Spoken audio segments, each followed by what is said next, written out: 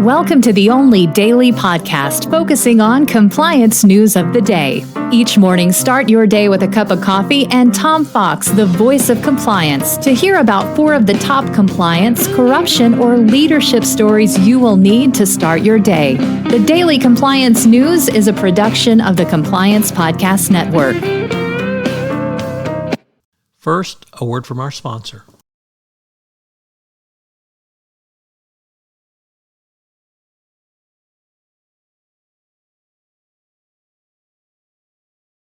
The Daily Compliance News for August 21, 2023, the Crypto Under a Magnifying Glass edition.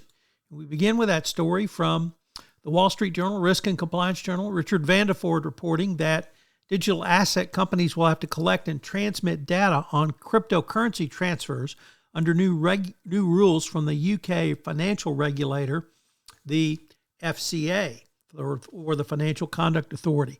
The companies will be expected to comply from September 1 going forward with what is known as the travel rule, which is a multi-country push and aimed at thwarting criminal use of digital assets, such as through money laundering and terrorist financing. But the agency said companies can continue to send digital assets to and receive from jurisdictions that haven't implemented the rule under certain conditions. So greater crypto scrutiny coming. Next up from Reuters, it reports that EV car batteries are facing intensive or additional scrutiny under the U.S. Uyghur Forced Labor Prevention Act. Electric vehicle batteries and other car parts are the latest products to come under scrutiny as part of Washington's effort to stamp out links to forced labor in Chinese supply chains.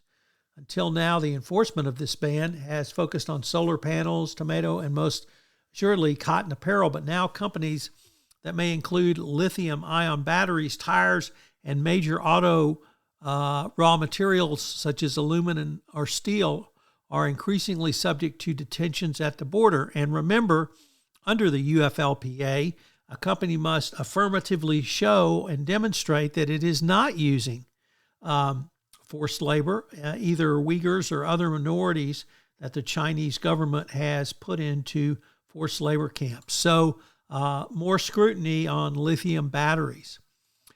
From the New York Times, the next frontier of corporate benefits, menopause. In an effort to attract and retain experienced women, some companies are adding menopause-specific care to their benefits package.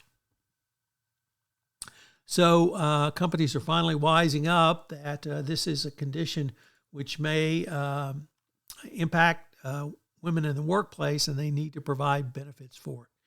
And our final story comes to us from the Washington Post, which reports that anti-corruption presidential candidate seeks an upset in the upcoming presidential elections in Guatemala. A political outsider who's vowed to fight corruption has surged to the lead in a vote that could mark the turning point for the nation with a faltering democracy. The big question isn't just whether Bernardo Arevalo would win, it was whether he'd be allowed to govern if he garners the most votes. Prosecutors have previously tried to suspend his campaign after his surprising first round. The U.S. Secretary of State warned against interference that would threaten the legitimacy of the democratic process. The Daily Compliance News is a production of the Compliance Podcast Network and a proud member of C-Suite Radio. Thanks so much for listening. I hope you'll join me again tomorrow.